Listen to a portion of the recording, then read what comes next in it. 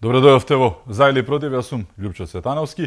Имам чест вечерва мој гостин да биде безбедностниот експерт и аналитичар Милан Стефановски. Добре дојде. Добро ве најдов.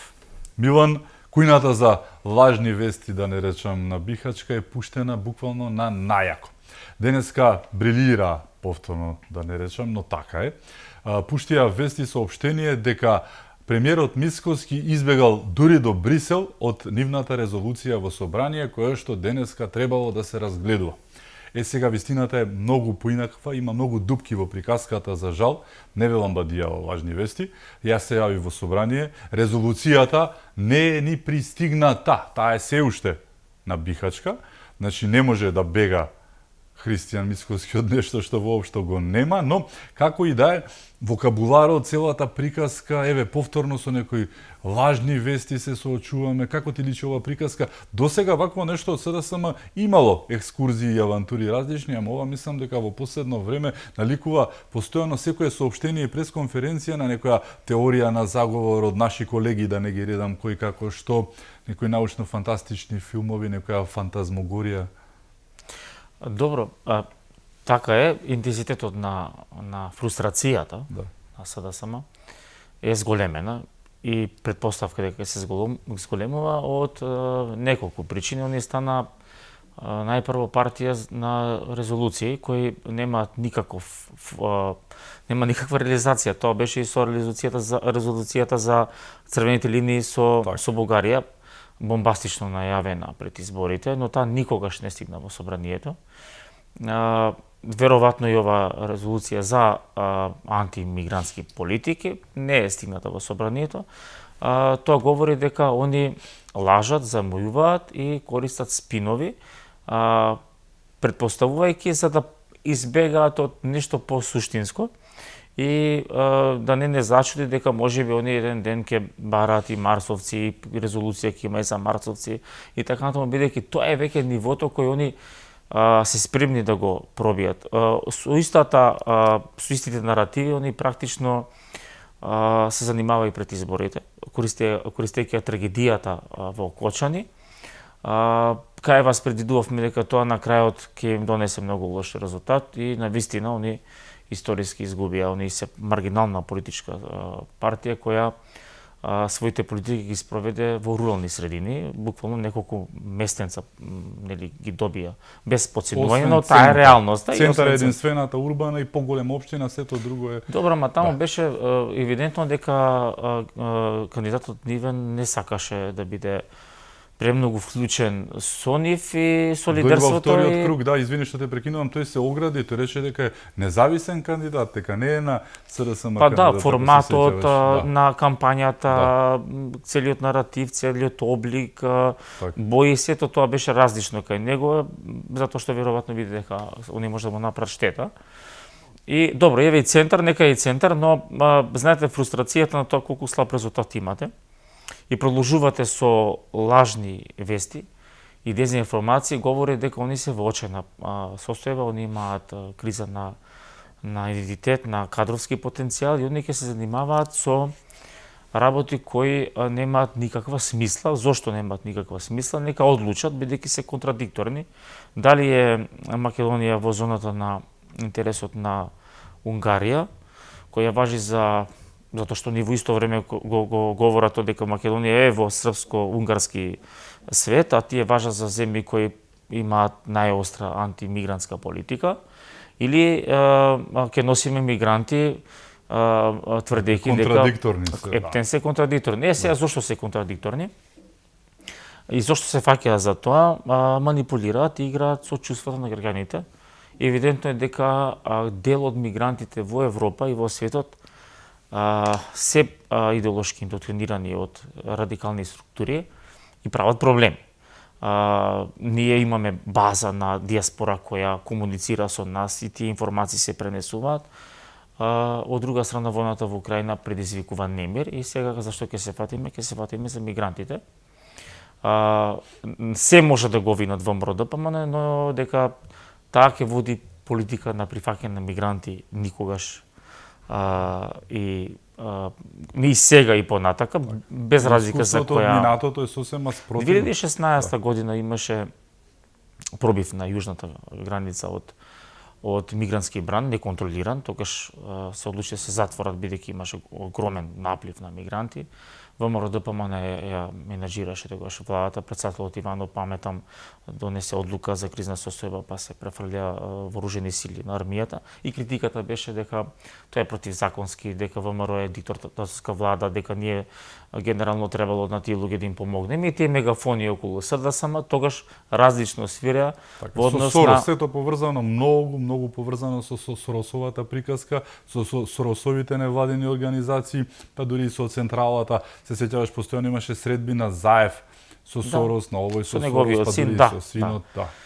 И сигурно ако им се дозволеше, они во некоја етапа Македонија ќе направи веројатно мигрантска кампови на мигранти која понатака не можевме да изменеџираме затоа што СДСМ ниту има знание, ниту има ресурси, ниту создаде капацитети да може да менеџира таков обем, затоа што ни сериозните држави не можат да се справат. Имавме пофалби на минатата влада на ВМРО ДПМН, имаше огромни пофалби од Европа за начинот со кој што се справи. Апсолутно. Со во секој европски извештај беше нотирано дека ние многу ревносно и многу активно се бориме против тоа и сите капацитети буквално беа пренасочени на јужната граница, имавме помош од унгарските полициски сили и тоа можеби во некоја форма и сега, но да се држиме на суштината зашто СДСМ се занимава со оваа тема, можеби затоа што на пример и самиот Венко Филипче е на некој начин економски мигрант во Дубај и веројатно бил спремен да плати 500 и нешто илјади долари за таа златна виза и мисли дека сега овие мигранти треба да ни платат на нас, на ВМРО ДПМН, аналогно, мислејќи на себе, дека така функционира ВМРО ДПМН, или пак, компрометирајќи го договорот со Британија, бидејќи тој беше претходно антизападен договор, тој беше наративот на СДСМ, го компрометира со тоа што викаат мигранти за пари.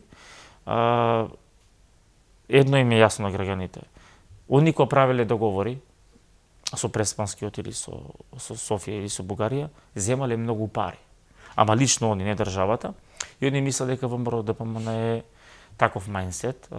Не 6 милиарди, 60 милиарди евра да дадат на ВМРО ДПМН, еден мигрант нема да прифати, затоа што во нивната стратегија на функционирање на ВМРО ДПМН е и во самата идеја, и во тоа што инвестира во безбедна држава, јасно и гласно е дека ВМРО ДПМН никогаш нема да прифати еден мигрант кој би бил опасност или пак би бил тука за да може да се гради некаква приказна околу тоа, користејќи ги приоритетите на владата. Они ја наметнаа оваа тема во медиумите за да ради политичката видливост.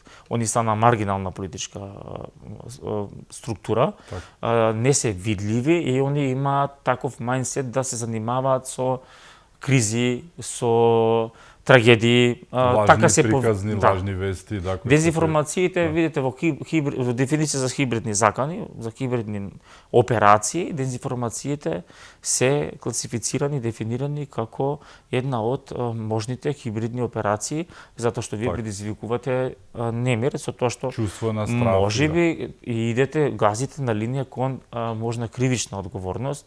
И нема да зачуди фактот дека можеби некои граѓани или невладини организации, издруженија да поднесат кривична пријава до јавното обвинителство и да го насочат СДСМ како креатор на паника, затоа што, пазите, сликата за државата, кон амбасадите, кон странските инвеститори, кон стабилноста, во контекст на немирен регион, продуцира дезинформација од политички субјект, нерелевантен, но прави немир. Значи, СДСМ е близко да се квалифицира како еден субјект кој е спремен да се занимава со хибридни операции. Субверзивно действување. Абсолютно. Во таа смисла, оние ја наметнуваат темата, но видите, граѓаните ги знаат. Тоа е смешно од перспектива на тоа што некој граѓанин реален знае какви ВМРО ДПМН спроведува политики, какви СДСМ, и да им е смешно на луѓето да го вините ВМРО ДПМН за мигранти. Тоа е некако тумач за било кого. Ама кујната на СДСМ си работи, но нема да им донесе ништо. Еве рейтингот им е тој и оди надолу. Втора приказна која што беше, ја спомена она со црвените линии, љубители се точно на резолуции, испадна дека кога дојдоа изборите, резултатот беше катастрофален, да терате бугарски приказки во локални избори со услов, поставија услов до февруари да ги внесат бугарите во уставот, тоа се 15 пратеници минорни за греота, да не речам, бараат од мнозинството да го направи тоа беше смешно, резултатот беше тој. Сега се мигрантите. Значи, реално гледано, и таа не ја поднесува, и оваа најверојатно нема да ја поднесат, прескокнуваат од тема на тема, како што велиш, за да бидат визибилни, видливи во општеството, дека прават нешто, а не прават ништо, но освен што се постојано стихини, нели, прескокнуваат од една на друга работа непостојани, имаат еден континуитет постојано во целата приказка, тоа мора да им се признае. Тоа е атакот врз и поценувањето на интелигенцијата на народот. Искрено, навистина мисла дека некој им верува на овие работи, мислам дека и портирот на Бихачка се смее и вика, ај, овие мои што прават, а не па мислам, премногу се приказкиве патетични, немаат никаков аргумент. Зборуваме за британски таблоиди, преку кои што најверојатно опозицијата се пресметува со власта во Лондон, им пушта, еве, ќе ги пуштаат нашите мигранти во Македонија, во Јемен, карикирам, нели, ќе наредат држави и ќе се најде некој тука и ќе рече, те рекоа, никаков аргумент, никаква потврда имаш, демант од претходно, прво беше од Foreign Office, потоа имавме од амбасадата пред 2 недели, дека се работи за заедничка борба со миграцијата и опасностите од криминалот и организираниот криминал, кој што ги носи миграцијата со себе, па заеднички Македонија, Британија и останатите земји што се во приказката, да се справат со тоа. И тоа им беше напишано, нели? Но не, тоа не значи ништо повторно, ама таблоидите и постојано вадат, извини, ама онаа телевизија и таа опозицијска каква и да, интересна им е приказката и ќе објават нешто, ќе оделе мигранти во Македонија, сачуве Боже. Они стануваат буквално таблоид партија. Значи, Експрес се викаше оној првиот, прости што Експрес, да, па како баш наликува на Експрес, да, жута штампа. Ама кога вие немате контраргументи на владини политики, па вие да наметнете своја динамика во тој јавен дискурс, кај што ќе бидете видливи, кај што ќе предложите подобар проект, подобра политика, вас што ви останува? Вас ви останува најниската страст, а тоа е да се занимавате со рекла казала. И гледате се, вие во јавниот дискурс ги протажирате Фрчковски и Черновски. Значи, они врз база на тие профили јасно покажуваат дека они имаат криза во човечкиот потенцијал. Немате кого да анимираат. Они секогаш критикуваат, гледате ги аргументите. Жирновски збори дека ќе има мигранти. Значи, знаете колку ќе има мигранти? Колку што падна јужната трибина на стадионот, бидејќи он беше граначелник на центар и обвинуваше дека на трибината на стадионот кај да ќе се руши. Толку ќе има вистина околу мигрантите. Но мене не ме чуди затоа што тоа е последната зона на дејствување политичко. А не можете да наметнете свој стил, немате капацитет да се представите на владата со подобри решенија, подобри проекти, и вие сега ќе си дојдете, ќе се чекате некоја криза и лесно можете да наметнете ваша приказна преку конекции во некои медиуми, не е важно, и сега ќе се фатите, ама медиумот рекол, па не сме сериозна држава. Мислам, сачувај Боже да институцијеве држава се занимаваат со и демантираат или легитимираат некоја информација која е така, нели, ставена во сосема друг контекст, дека ќе се борат и партнерите на Западен Балкан против миграцијата. Во тој контекст они ја изградија приказната многу лошо, се на посмев. Но тоа е СДСМ. Видете, од СДСМ може да очекуваме да го пребиваат они само дното, они се на дното, стана 3-4 политички фактор. Да, и сега знаете како тоа е фрустрација додека нема промена во раководството. Так. Па и Филипче можеш да го разбереш во каква состојба, му се бара главата условно кашано на тасна. И он мора да биде видлив и вчера го гледав, беше на МТВ кај еден ваш колега, човекот е политички изгубено. Таква неписмен би рекле? Да, немичен, не владее со термините, не знае добро да објасни. Да. Алфабет, така е. не би сакал грубо да се изразам, он е доктор, но да бидете така немичен, а он доаѓа Он е медицински од медицински, доктор, политиката не може. И видете, вие да се занимава, тоа е политичка шизофренија. Значи, видете, тамо он протажира политики кои немаат никаква врска со реалност. Тоа медицинска терминологија, ако го ставите, колку грубо да звучи, тоа е политичка шизофренија. Вие креирате вештачки наратив и му давате контекст и го трошите времето на медиум, на национален медиум. Сега го троши нашето време, мора да ги демистифицираме. Но ние мораме да ги секвенционираме сите тие детали во интерес на јавноста, бидејќи они на вистина може да посегнат кон неубави методи за да го свртат вниманието. А кој е крајната цел? Крајната цел е лажна резолуција која никогаш не стигнала во собранието со надеж дека можеби некој од нивните политички ментори кои се уште имаат ракопис низ Европа, неолибералните сили, да изреагираат со осуда кон владата во некоја форма, но тоа го нема. Значи, сите ја сватија практично таа опасност.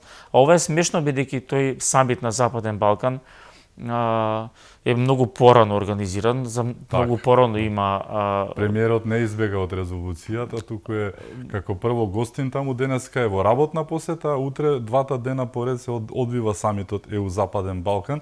Значи, не избегал од резолуцијата која што тие немаат ни поднесено. Ако Кристијан Мисковски е толку влијателен во Брисел да може да организира самит, за да може да се замине да избегне темата, тогаш е навистина влијателен и ние тогаш треба да го негуваме, да го чуваме, бидејќи по таа аналогија, тоа е подценувањето, мене тоа најмногу ме иритира. Да го лажете народот дека заминал Кристијан у Брисел затоа што он сакал да оди у Брисел и вие можете да идете кога сакате у Брисел, а станува збор за самит кој е многу порано организиран, се поклупил со сега и сега Кристијан треба да се занимава со Венко и со политиките на СДСМ, нема попаметна работа да се бори за националните интереси на државата. Тоа говори дека СДСМ на вистина ќе биде во една зимски сон и ќе треба време таму, ќе биде многу интересно. Видете се и во новото раководство го најавува, не го протажира, не го објавува. Веројатно и никој не сака да биде дел од таков круг, паметен збор, мудар. Што беше на јахтата заедно со Заев, оној губитник на изборите во аеродром, каде што изгуби 4-1, што е логично, нели, губитник како Филипче, па да си земе за подпредседател губитник, бидејќи еве по логиката на нештата треба да го земе Герасимовски. Зошто не го зема? Тој е единствениот кој што победи во една поголема општина? Не. Тој избира човек кој што беше заедно со него на јахтата со Заев, на јахтата на Заев, која што меѓу другото неофицијално чини само 850.000 евра. Ово има дадено 550.000 евра за златна виза, никој не знае од каде му се парите, ниту по онај џип кој што го снема од 130.000 евра, кој што е поделен, да, продаден и тоа е факт. Она викендичка на Нерези која што исто не постои. Сите тие работи не постојат исто како мигрантите кои што ги нема и резолуциите кои што ги нема. Долго е имагинарна целата приказка, да не речам наводничава, но за жал малку... Во таа политичка шизофренија, деминигацијата, имагинарниот свет е изразен до таа мера да вие не знаете што е реалност, а што е, нели, лага. Зона на самрак. И таа зона на самракот кај ни провлади, па веројатно таа селекција, профилација на нивното раководство го прават по забави на Хариџиновиќ во Дубај, во елитни клубови, на јахти.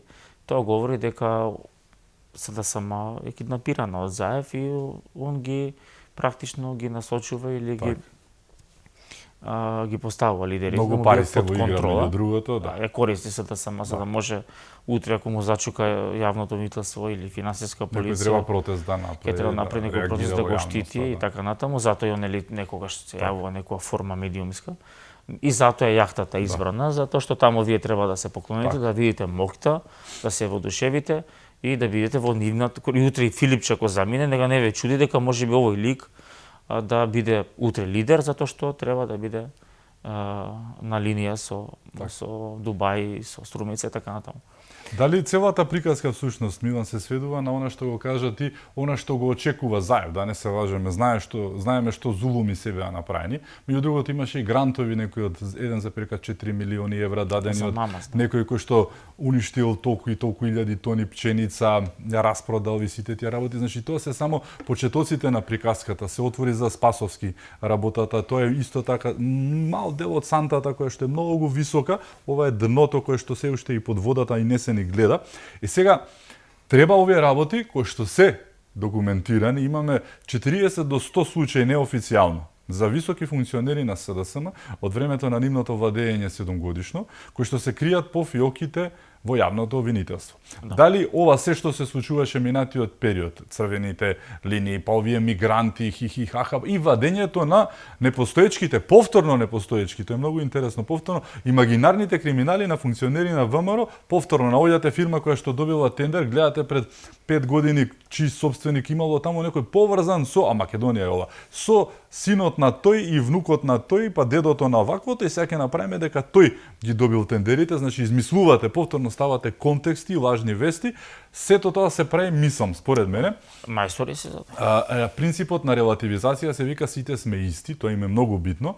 Да, и ние крадеме, ама краделе и овие, еве ги крадат и овие и се навлекуваат, навраќаат на времето на Груевски, ако не приметуваш, за да ги извадат оние работи Миле, овој, оној, Мијалков, да не речам, но нели, Миле и останатите немаа врска, но повторно криминалите од минатото, за да ете, исти се, но на крајот на краиштата, да се само заштитат за тоа што доаѓа времето. Еве, денеска си даде оставка, кој?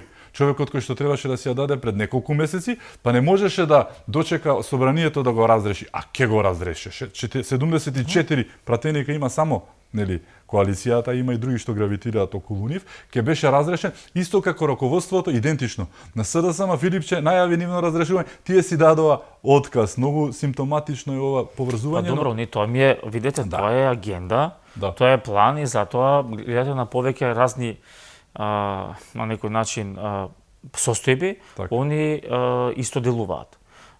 Тоа е еден центар кој им ја прави таа технологија на одлуки.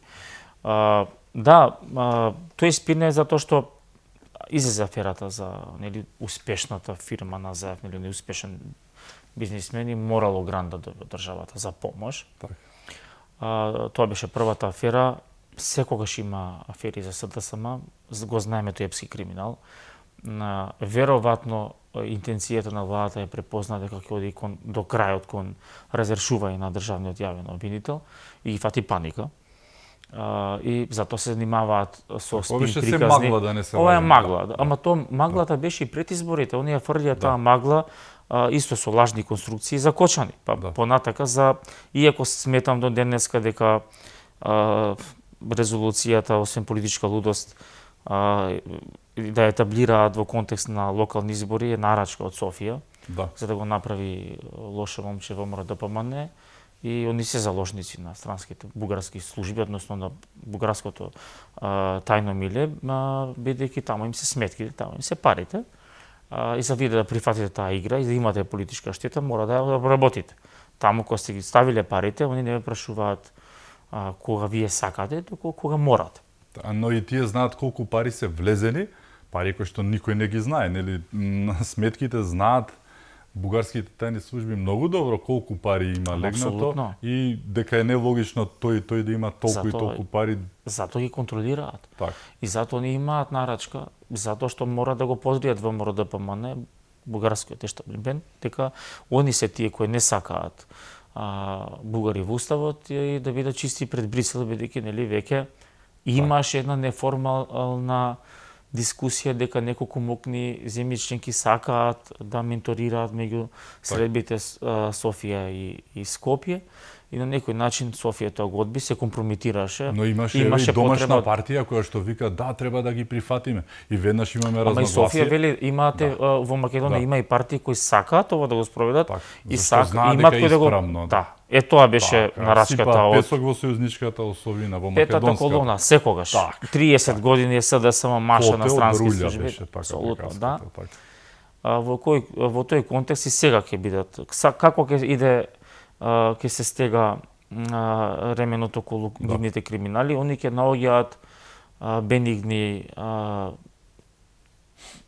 бенигни во смисла на афери или можеби случаи кои ќе ги етаблираат до повторно состојба на контекстот, да ќе им даваат и ќе прават хистерија, ќе прават спинови. Експрес повторно приказки, да. Така. Тоа е отприлика така ќе десува СДСМ. Мислиш дека денеска се така кажано девастирани, разочарани, уништени затоа што заштитникот нив до вчерашен од денеска го нема. Се викаше Коцевски, Љупчо. Да. Сите го знаевме тоа, го зборувавме и со тебе во ова студио пред неколку години, кога се случуваа работите. Него го наместија 2-3 месеца пред изборите, што беше исто така нелогично да менуваш јавен обвинител, иако и тој пред него Јовески заврши многу работа, исто така за нив, па следуваше Коцевски. Сега нема заштитник. Сега ќе има некој веде, а потоа ќе се одбере и проценките се дека половина на јануари, можеби февруари, почеток максимум, дека ќе имаме нов јавен обвинител. Очекуваш еден наплив сега на лажни вести, на не знам какви, како што кажа и ти марсовци, па земјата била рамна, па не знам такви некои теории. Оние најавија бомби. Замислите вие да бидете политичка партија која сака да се занимава со бомби. Значи, они не се срамат од тоа што Заев го направи, девестираше државата. Јасно ни е дека немаат платформа за спротивставување, немаат позитивен контекст на државата, немаат добар проект кој никогаш не го спроведува. И вие излезете супериорно на пресконференција. Да нешто што е резил. Имаме бомби, да. Видете сега. Па оние кои имаа бомби, Љупчо Коцевски беше нивно обвинител. Што не ги даде обвинителство? Да постапат нивното обвинителство. Бидејќи вие колку да имате политички истраги, обвинителството е таа која во втор елемент ја тера постапката до судот. И таа ја прави истрагата, нели? Обвинителството е тоа што во делот на обвинителско-правниот поредок е таа која е големиот стожер на борба против организираниот криминал.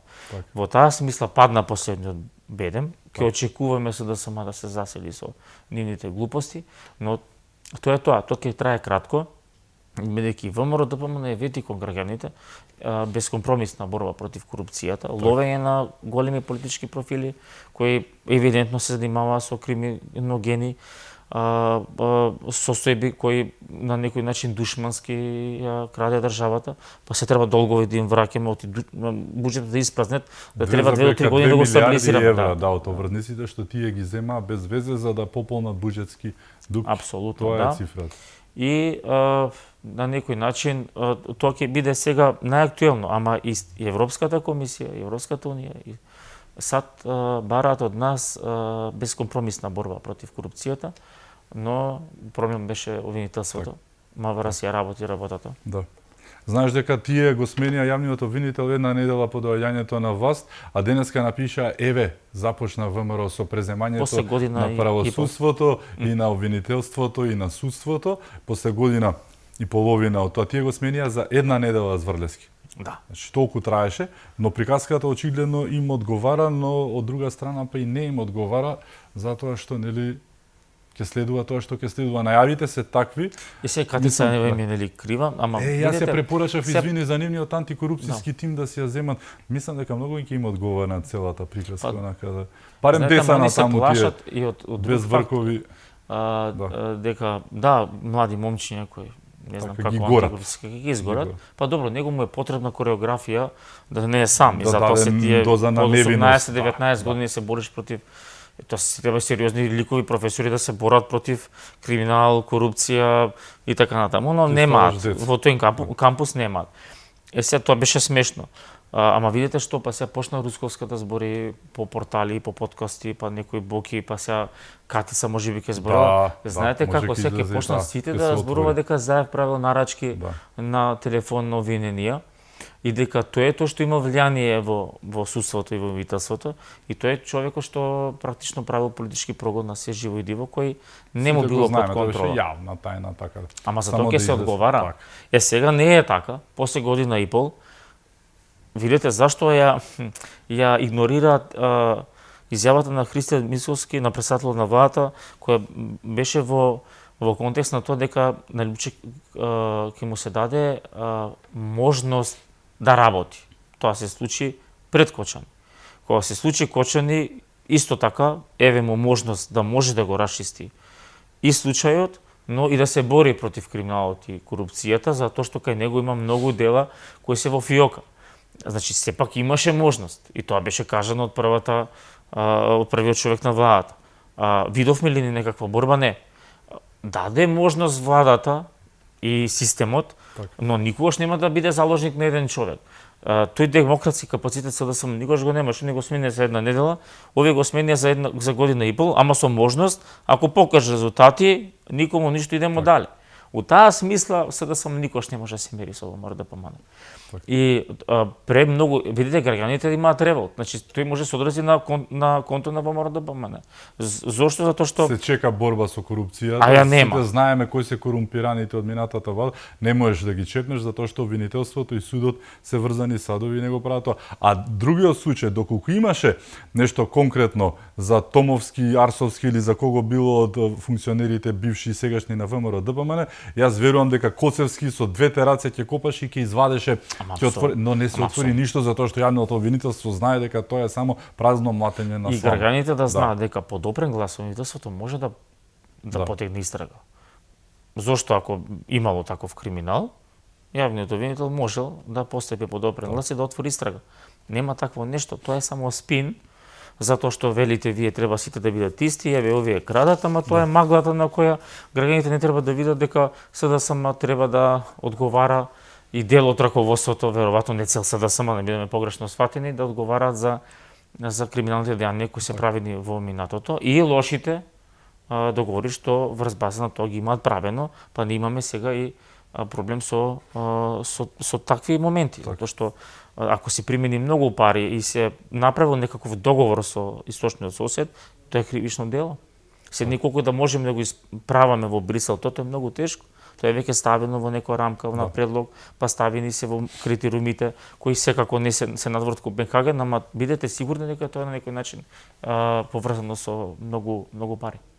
Дали мислиш дека во пакетот на целата приказка доаѓа и атакот на СДСМ конкретен, директен кон делот медиумите, девалвација, квалификации, јавно жигосување, тие се такви, работат со тие, затоа што не работеле по нивните, значи, тие оценија главните вести биле тие и тие и тие, тие медиуми не се занимавале така како што треба со тие вести и заради тоа тие биле со власта, мислам, лиферување со конкретни имиња, презимиња на медиумите и се, кое што доаѓа во исто време кога нели се прави една агресија на македонското општество со лажни вести за мигранти, сега се девалвираат медиуми. Како гледаш на оваа цела шема заедно во комплете приказката? Да, па видете, они напаѓаат точките каде што генерално нивната приказна нема легитимитет и ги напаѓаат релевантните медиуми кои по сите стратешки се одредени, така е.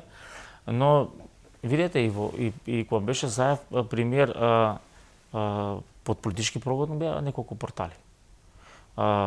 Тоа никош не немаше случајно. Затоа што не се докажа никаков криминал понатака.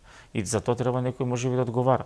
А они помпесно невува дека тука се мешани некои. Алфа тука нон-стоп имавме финансиска полиција, таква полиција, инспекција, вриеше. Добро, сега само доаѓа од комунистичката партија, они може лесно се повампират да најдат контекст на едноумие, од башките финти им се умал прст, они можат веднаш да изреагираат и кога се на власт и кога се во опозиција. Не ми е важно. Видете, они се маргинална политичка структура. Колку сте по-маргинални, еве гледате у Бугарија што се случува. Колку повеќе паѓа редникот на одредени политички партии стануваат по-радикални. Ни се им смета. Медиуми, граѓанско општество, народот е виновен. Да може на голиот ќе не прати, ама умреа тие времиња. Умреа тие времиња, да, на голиот може да заврши, тоа не за одредени криминали, но за жал тоа е контекстот. И таков ќе биде понатака. Не им одговара приказната која се случува и на меѓународно поле. Они имаат конексии кон неолибералните влади кои се изумирани во Европа. Имаат паника, на Сорос се под истрага во САД, парите кои влегуваат таму, веројатно сега. Го снема, многу извори на пари. А друга структура медиумска која е порелевантна влегува на Балканот. само да очекуваме порадикализација на СДМ и СДСМ и да бидеме предпазливи и за граѓаните и вие ми думите да сватите дека они се коцка со државата. Секој државата кога ќе направи. Заев, така, не мислам дека и сега Филипче влезе all in со ма исто Заев, Филипче иста мајсе. Па добро, тоа е они се знаеш што тоа е. Ова е вториот пик на драфтот, би го нарекол јас. Првиот пик на драфтот на Заев беше Таче, Димитар Ковачевски, кој што испадна, нели, како што испадна, а втората опција беше вториот пик на драфтот е Филипче, кој што исто така за сега не ги исполнува многу очекувањата. Видите, Заев се сеќавате како дојде на власт, он беше премногу путер на главата амнестија за глобал афери во Струмица и си наметна некоја структура во партијата и ја презема партијата буквално. Но и овој дојде со 3-4 афери на својот град. Апсолутно, тој ми беше контекстот, модуларна болница у Тетово, живи луѓе изгореа. Онкологија, колку луѓе починаа меѓу време дека он се пазареше за провизии со вакцините. Вакцините, провизиите. Тоа е кампусот. Тоа е базенот кај што СДСМ си црпи или некои структури на СДСМ си црпат своји кадри, бидејќи тие мора да бидат компрометирани, мора да бидат оценети, мора да свират по нивен терк. Затоа нема да за догледно време најдеме некој таму чесен идеолошки на момак или дама која ќе направи свој стил на владење. Сепак името СДСМ е важно за македонска демократија и премиерот и тимот околу премиерот во председателите имаат јасно кажано дека СДСМ е потребна на државата, не ваков. Така, но не сега како киднапирана партија. Киднапирана партија, апсолутно не. Така, имаме уште теми за отворање, ќе зборуваме и за глобалните случувања. Милан е одличен познавач на геополитиката, ќе зборуваме за мировните договори за Украина, за САД, за таа чудна улога на Европската Унија во целата приказка. Одиме со рекламите, се враќаме веднаш по нив. Останете со нас.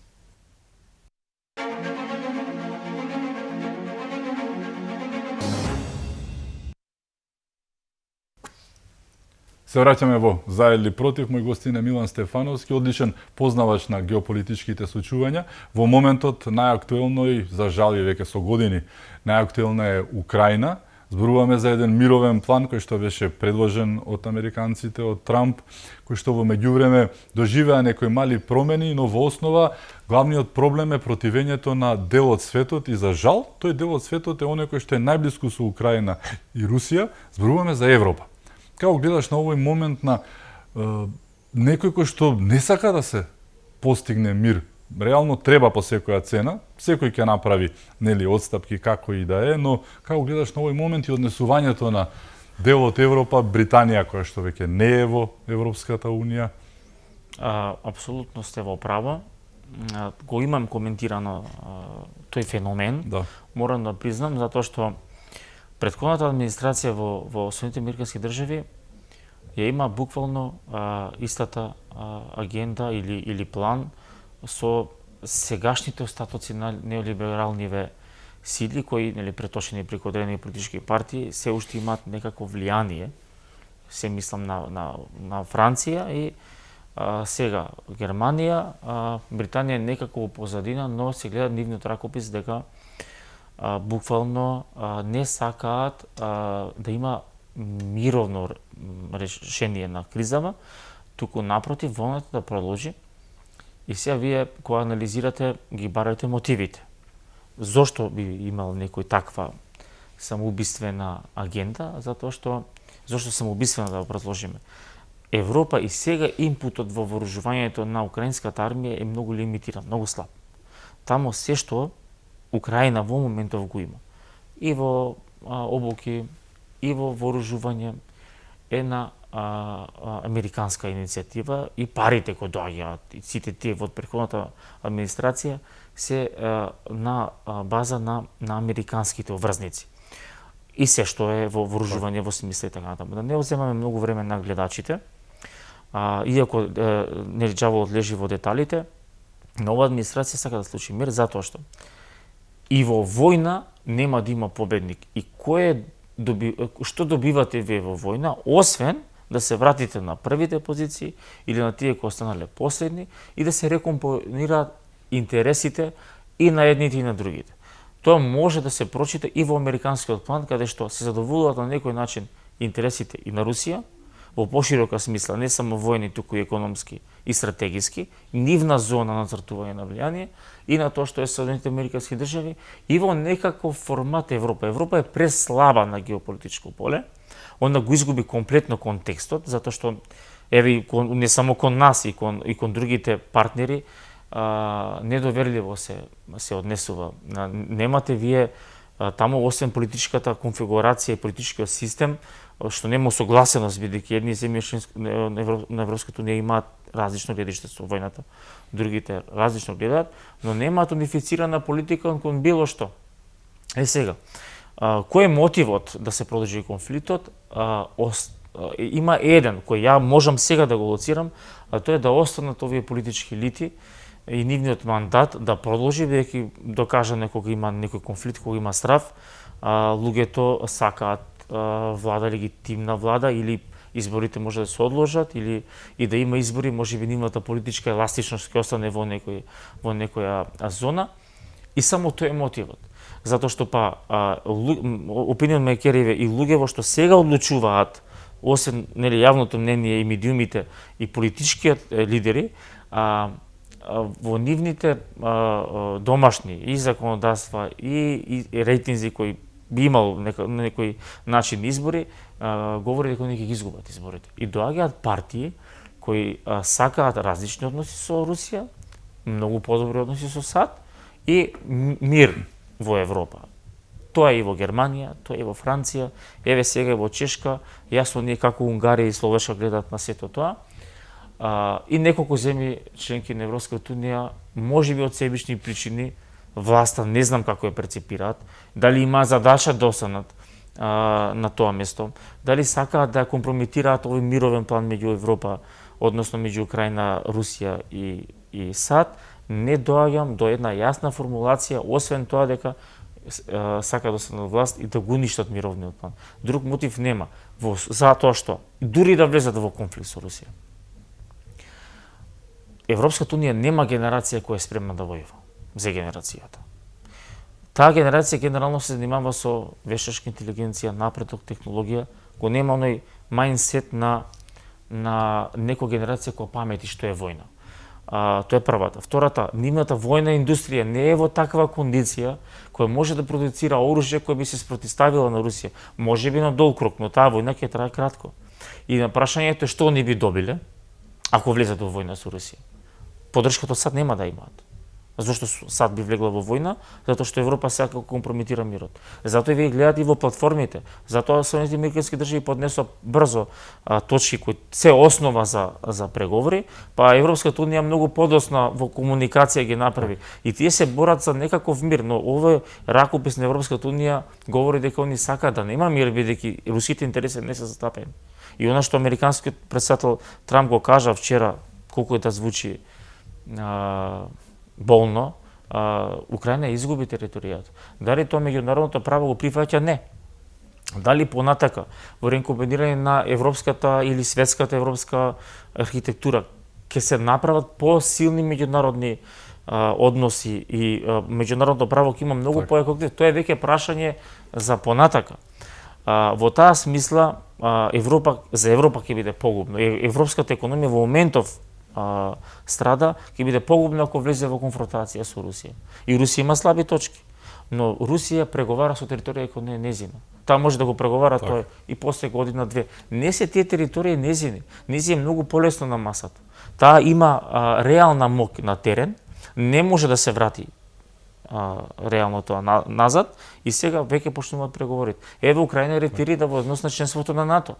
Да. Они дури и се спремни членот 5 види. Се откажа Зеленски. Прагматично и исправно. Да. Ако ви имате безбедносен договор со САД по некаква форма на членот 5, па САД е 2/3 од НАТО, вас е доволно САД да ве штитат, никој да не ве штити, САД да ве штити, никој не сме да нападне свет. Да. Апсолутно. И тоа е доволно Украина да биде безбедна. Се друго може само да искомплицира. Меѓународни мировни сили, тоа Русија нема да го позволи. И она инсистирање на она флоскула праведен мир.